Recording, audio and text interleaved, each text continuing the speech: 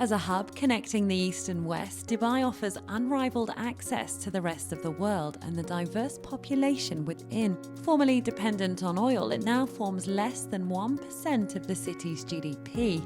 But what makes it so attractive to budding and existing entrepreneurs? Entrepreneurs are no different than any other person in the world who is looking for a nice environment where you have access to the entertainment, educational facilities, and definitely having that ease of setting up the business.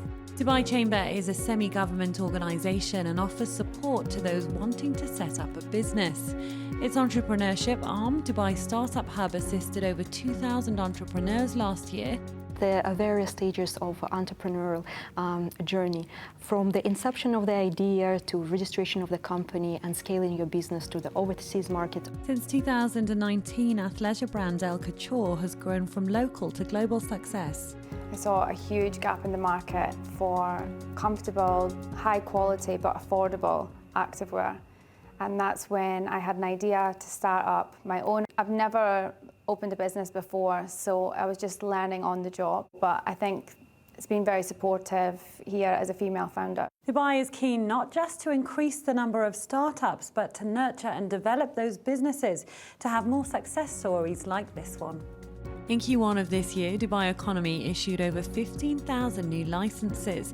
That's a growth of 19% compared to Q1 of 2020. The licenses issued in Q1 this year were for professional, commercial, and tourism and industrial activities.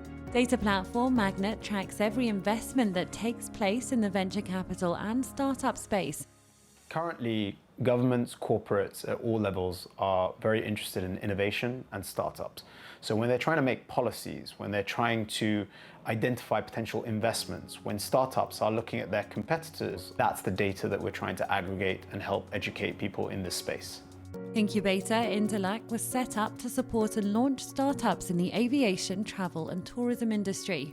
We've awarded about 1.4 million dirham in equity-free seed money to these businesses. One of Interlac's success stories was Dubes, a business that helps travelers clear their luggage before heading to the airport. We help them with the market research, finding what the right sweet price point is, and due to that initiative, they got a majority stake bought by Danata Group into them, and that opened up 90 global hubs. Dubai has just issued guidelines on 100% ownership for foreign investors.